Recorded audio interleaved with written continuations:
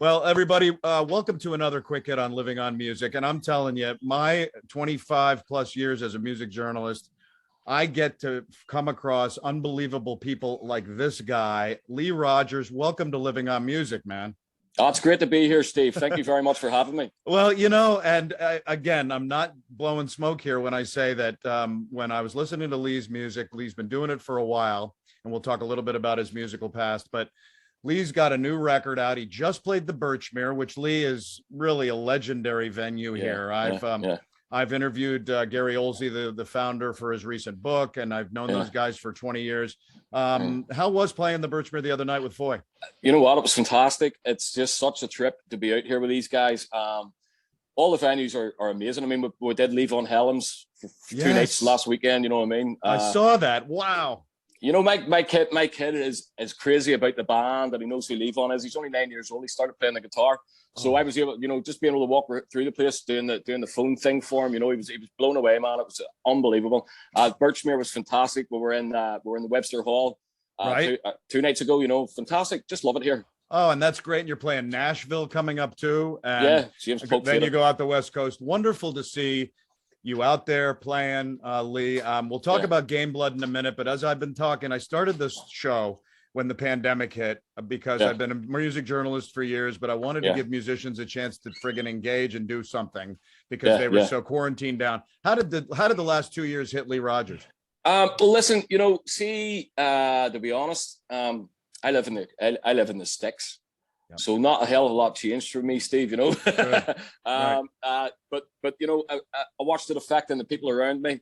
It got slightly harder to make music together, you know what I mean? So we had to overcome all those factors and keep moving forward. But we got there with the album, and that's the main thing, you know. Oh, it really is, Lee. And I'm telling you, I've been listening to Game Blood for the last day or two when I knew you were coming into my world here.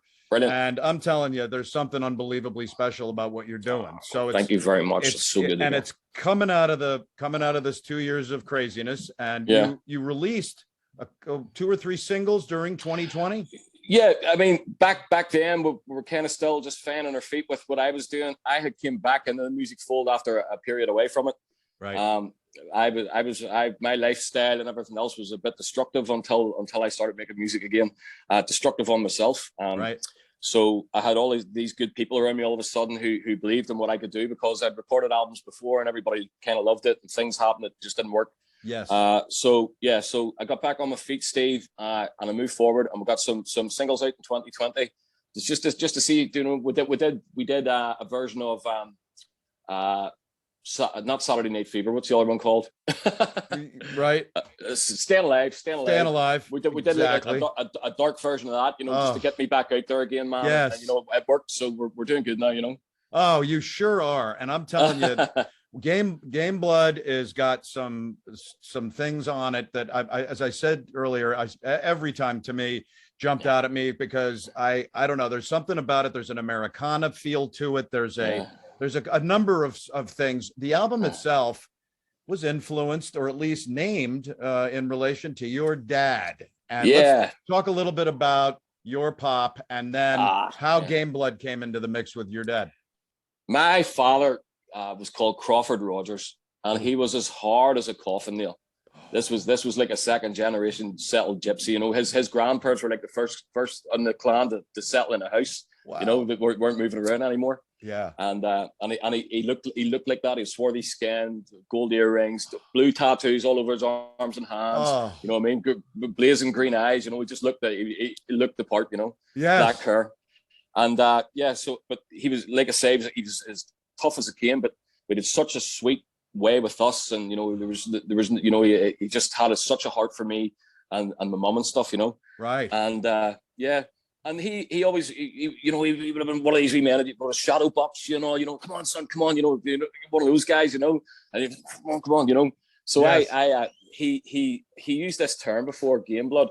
And what it meant essentially was that will to kind of fight, that will to keep moving forward, not fighting, but the will to kind of overcome adversity and stuff, Sure. And we have a saying, game as a badger. You know what I mean? If you're game as a badger, you're ready to go. Right. And that's what this came from, the Game Blood thing, you know, and it always stuck with me.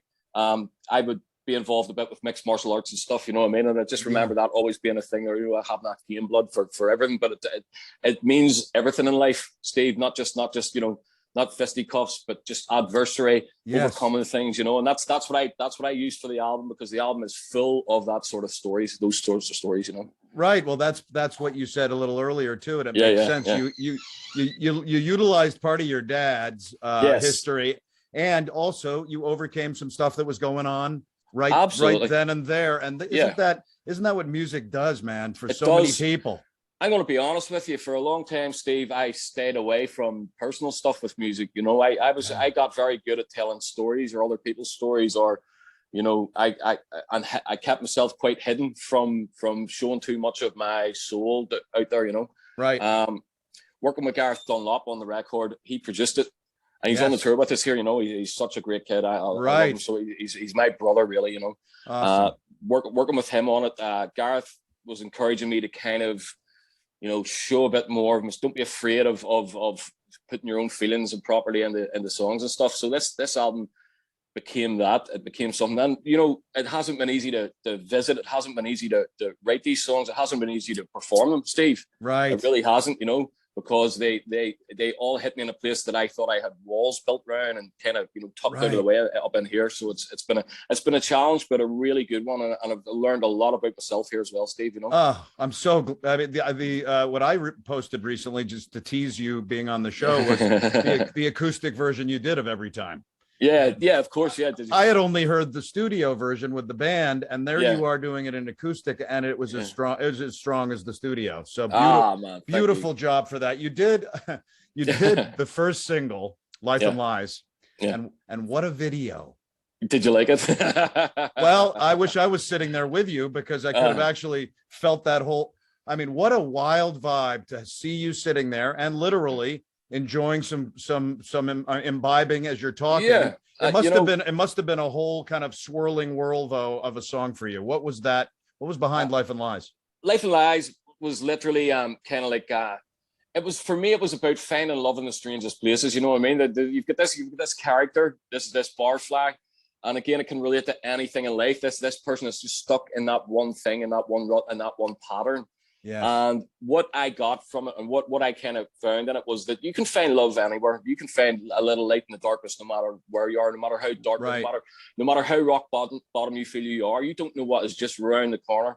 And that's what I tried to capture with this, because, you know, that scenario is what happened with me. I mean, I was taken knocked sideways by my relationship with my wife when we started being together, you know, because Nikita and I worked together for like 7 years. You know, we're both tattoo artists. I was going to say, coming from your father too. Absolutely. Yeah. That mentality, of course.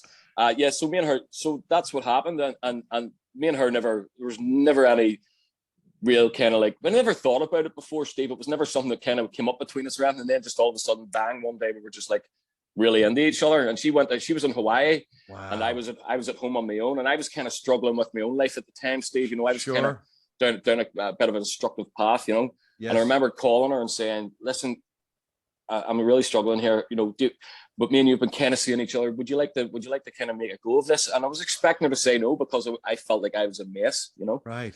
And she just says, "Yeah, let's do it." So as soon as she was with Hawaii for fucking 5 weeks or something like that, as soon as she got back, that was us. She just moved in straight away, man, and she's been there ever since. And I'm so in love, you know. Well, Every Time, the song that is in my ear as an earworm that I just can't stop playing. That's about her. Isn't that about her? That's about her, 100%. Yeah. And what does that mean? Well, you've been putting out my fires. I alone, I was to blame. I mean, it's like literally this woman comes behind me. She soothes me to be back to the human being I'm supposed to be, Steve. She puts out the fires that I kind of unintentionally used to start in the background behind me. You know, she just came behind and she put her arms around me, and she was never judged. She never was harsh. She always just put her arms around me and just says, "We're going to be okay." And that was so important. We had to let her know that, Steve, you know. That is fabulous. Well, that elevates the meaning of that song now for me. Every time I play it, I'll think of you guys as well. Thank you so much. Just going back a little bit, Lee, in your world, you know, where you began your life in Carrickfergus, which is right, Carrickfergus, and born there. Growing up there, how much did that affect your musical life? Well, growing up, I mean, I was growing up in Carrickfergus in the Belfast area in the 80s. So you can imagine, I don't know much about what our situation was that you understand, but it was a pretty harsh environment to grow up in, But we were protected from it. Our parents kept us away from it, But right. we could hear the bombs and the guns from the house, It was crazy. But bomb scares, you could drive nowhere without the army stopping the cars, and it was crazy. But it was normal. Right. It was normality for us. So I think kind of just, you get parts of that kind of sneak into the songwriting, of course, because we have a gallows sense of humor, right, where we come from. And we're it's funny because we had these people on this street, and they looked the same and they spoke the same and they shopped in the same shops, but yet they hated each other, which is crazy, but right. Thinking back now, and these days we've I think our generation below us, my kids, they don't really understand it, and they're not going to know as much about it as or be involved or see anything like what we've seen. So right. Yeah, and it sneaks into the music that has to somewhere, because that was the upbringing, Steve. So it has to be in there somewhere, Right. And you have kids? Yeah, I've got 3. I've got a boy of 18. I have a girl of 14, and I have a young boy, the kid who loves Levon Helm and stuff. He's 9. Oh, congratulations on that. Thank you. There's nothing like that. I have 2 children as well, and they're both they're music. And are your kids have any musical vibes? You know what? My oldest boy's a petrol head. That's all he thinks about. He can spin cars, any car he can spin. He drives tractors for a living, tractors and trucks and stuff. You know what I mean? Right. He lives in a farm. My daughter's just like, she's like one of the Instagram. She's one every daughter on Instagram, that's right. That's her. And the kid, he's just one of these real smart sweetheart and she just wants to be involved in everything that I'm doing, which I love.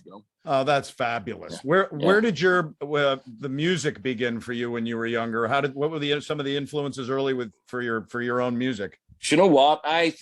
Some of the early info. I mean, I remember hearing sitting on the passenger seat of my dad's cars. I'm sure it was a toddler, no seatbelt or nothing on. Right. Back in those days, nobody cared. My dad probably smoking the cigarettes and the windows up. But Sounds I remember familiar, yes. I remember hearing "Don't Stand So Close to Me" by the Police, and it got inside me. I remember that's the earliest musical memory I have. After that, It was my mum's Sunday afternoon radio with my mom, Indiana wants me, God, I can't go back there, all this, Yes. She give me the Beatles, my dad gave me Springsteen, and then, I had all that Southern rock and all he loved, yes. So that was, absolutely. Oh, perfect. Yeah, so that's all the music that I grew up on in the 60s and 70s. I'm a huge Springsteen fan. I can't wait to get to see him again for about the 30th time. Well, there you go. Well, I mean, listen, we're my music and everything that I'm doing is coming from your country. You know what I mean? This is what I grew up with, and this is what I'm putting out there. As an Irish guy, putting this type of music out and it being accepted and loved is a really special thing, Yes, well, it is extremely special, and it has been for many years.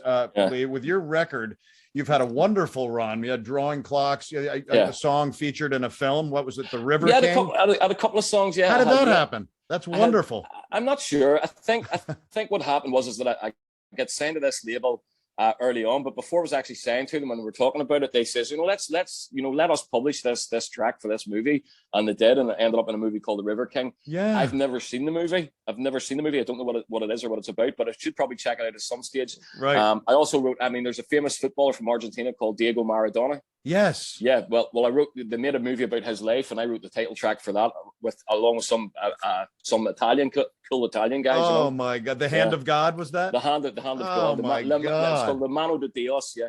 Well, that is a fabulous moment for Lee Rogers. Yeah, long time ago. This is like another chapter completely. Well, man, this is amazing. Exactly, and that some of these things in your past, like one thing that blew my mind as a Beatles fan. You performed in Abbey Road, and you also broadcast live around the world. What was that like for you? Man, I'll be honest. It was so nerve-wracking. I mean, I can't imagine having those nerves nowadays. Wow. You know what I mean? But back then, it was just like, I mean, I walked in there. mad Beatles fan, you know, in the Studio 2 in Abbey Road to record the best of British, which I think U-Pop and XM World Space possibly at the time. I don't even know if they still exist, Right. but they put it out on Sirius FM all around the world, you know. Right. And it was great. It was great, you know. Oh, I guess it had to be. And again, throughout your career, you've continued to, you know, to tour. You've got a wonderful series of gigs with Foy. What's going to be happening for Lee Rogers over the next the next year or two? Are you going to continue to write? Yeah. I mean, I have probably another album and another EP worth of material sitting there ready to go. Just need to fine tune some of that. I want to make sure that I get I'm on the road with Foy in September again, just him and I. Oh, great. We're heading through Europe. And then I'm going to start and work on my own tours and whatnot, you know. Oh, well, you know what, man, you got a fan in me. That's brilliant. I'm going to follow you now. I'm going to listen to your music. I gotta be, I'll be honest, as I am on my show. I sent every time to my partner, Suzanne, who's the president of a company that actually is being run around Washington. Okay. And she messaged me back saying, "Oh, I love that." And I'm like, see, it's new music for us. And it's not, you've been doing this for a while, but it shows that you're churning along now. You must feel really good about Game Blood, though. Do you? It's the first time that I think that I have been absolutely 100% happy with a record. Which is pretty important, you know. I'm sorry about this. Keeps beeping. No, it's okay. But so I'm 100% happy with this record. I think everything that I could possibly do to the best of my ability is on it. It feels great. The band sound great. The production's fantastic. That's Gareth Dunlop. And everybody seems to be really digging it. Steve, I'm a very, very lucky man to be here with everyone now. You know, I do not take that for granted. Absolutely. And you go on stage, is it tonight? Yeah. In Boston, right here again at the Royale. Is that you playing by yourself acoustic? Yeah, well, I'm going to jump on stage with my guitar player, Colin McLean. He's an unbelievable guitar player. Him and I have just been working on the set for months before we came out here. Doing the guy that's on the live recording of Every Time, the guitar player. Yeah, that's who that is. He's on stage with me every night here, so it's great. And then I come back around again and go on stage with Foy later on as well. Oh, fantastic. Well, best of luck out on the road, man. Your tour looks wonderful. Your album is fabulous. It seems like things are going great for Lee Rogers, and Living on Music is going to follow you from now on. Thanks so much for joining me, man. No worries, Stephen. Thank you for having me on, Chief. It's much appreciated. You're a gentleman. Thank you. My pleasure, man. Keep in touch. Right, buddy. Thank you.